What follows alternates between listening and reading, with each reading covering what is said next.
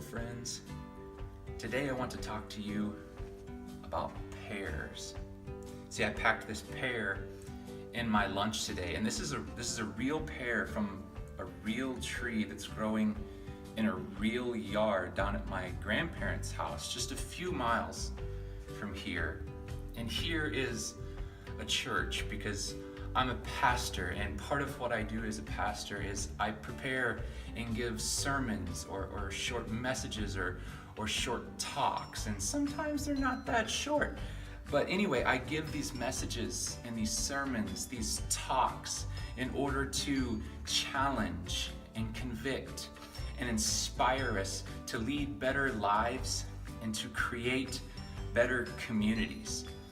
And the current theme of some of my messages and talks and sermons is how to be here, how to be present, what it is to be a human in God's world, how to be a human in God's good world. And this pear that I brought for my lunch, I pull it out and I'm looking at it and I'm rolling it around in my hand, preparing to take that first bite. And this pear begins raising all of these questions. Have you ever had a conversation with a pear? We'll go on. This pear begins raising these questions, and it's like there's this ridiculous conversation that's happening, this totally backwards, upside down, inside out conversation that's happening between a piece of fruit and me. It was an absolute paradox. Please tell me you enjoyed that, because it took me like an hour to come up with it. So please tell me you enjoyed that. But anyway, back to the pear. So I packed this pear in my lunch because I love pears, and there's just something about pears, or any fruit really, but for me it's pears. There's just something about pears that just makes life better. Pears, when you bite into them, they just explode all over your senses. They bring you to a heightened awareness that it's good to be alive, that it's good to be human, that it's good to be here. Pears explode all over your senses. You can see one, perhaps hanging in a tree, or maybe it's sitting in a basket at a grocery store. You see the pear, and you can pick it up, and you can touch it, and you can feel it. You can roll it around in your hand as you're searching for that perfect place to take that first bite. And then you can hold it to your nose, and you can smell its freshness. And then as you open your mouth, you can hear that crunch. You can hear that crunch as you taste that first bite, and it's sweet and it's good, and it just explodes on all of your senses, your sight, your touch, your smell, your feeling, your taste. You're hearing that crunch. It explodes on your senses, and it just reminds you that it's good to be alive. It just reinvigorates you. It's like you were seeing everything in black and white, and then you took a bite of this pear, and now everything's into color. Like there's just something about a pear, about fruit, that can just bring character back to life. Or let me say it this way. Perhaps there's something about a pear that brings life back to life. Something about biting into a pear that brings life back to life in its fullest sense. But there's something else about a pear. As this pear and I were sitting here raising these questions, there's something else about a pear that teaches us how to be here. There's an ancient Hebrew poem that opens all of the scriptures, and it's a poem about creation, about the Creator making the world that we see in front of us today. And in that poem, the poet writes this: that God said, "Let the earth put forth vegetation, plants yielding seed, and fruit trees of every kind on earth that bear fruit with the seed in it. And it was so. The earth brought forth vegetation, plants yielding seed of every kind, and trees of every kind bearing fruit with the seed in it.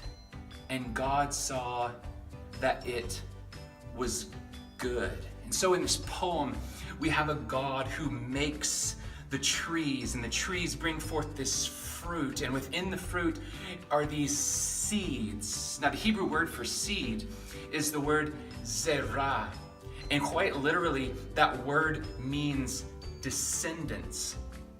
The word occurs some 230 times in our scriptures. One other place that you can get kind of an idea of how this word is used is Genesis chapter 15. And there we come upon a man named Abram, and God has made promises to this, at this point, childless old man.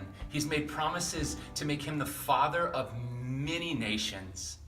And God tells this childless old man, he says, go out and look at the vast number of the stars. So shall your seed or your descendants be. It's the word seed, the word zerah, the same word that's used of Abraham's posterity or his life production is the same word that's used of the ability of this pear to reproduce itself. Inside this pear are seeds that produce more life. Because in this poem, when this God creates, he doesn't just create a pear that is the end-all be-all. He creates something, and when he gives life, he not only gives it the ability, but he commands it to then produce more life, right? So these trees produce these fruits, or this pear, and within the pear are these seeds, such that when these seeds fall into the ground, they'll produce more trees. And those trees will produce more fruit, and inside those fruits will be seeds that when they fall into the ground will produce more trees, and those more trees will produce more fruit that has in it more seeds that when they fall into the ground will just produce more. This God, when he creates, he's always producing more. Everything he does is life-giving. And so this pear raises all kinds of questions about what it is to be a human being made in the image of this life-bestowing God.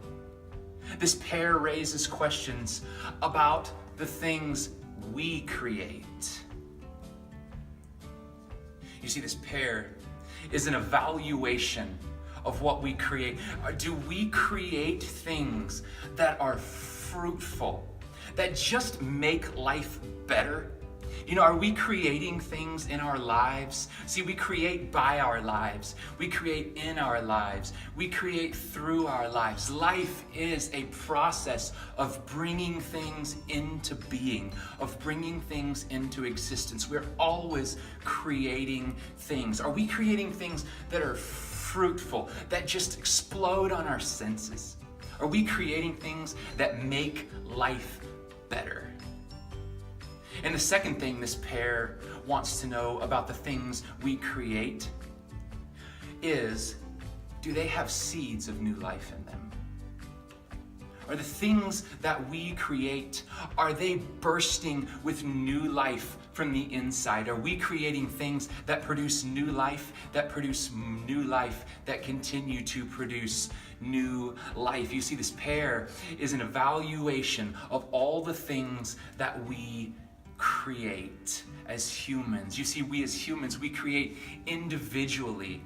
In our own private lives, we create things. We create things in our private lives and with our families. What are you creating in your life? Are you creating pears that explode all over the senses of everyone you come in contact with, and they feel more alive when they've been in your presence? And we also create things as communities.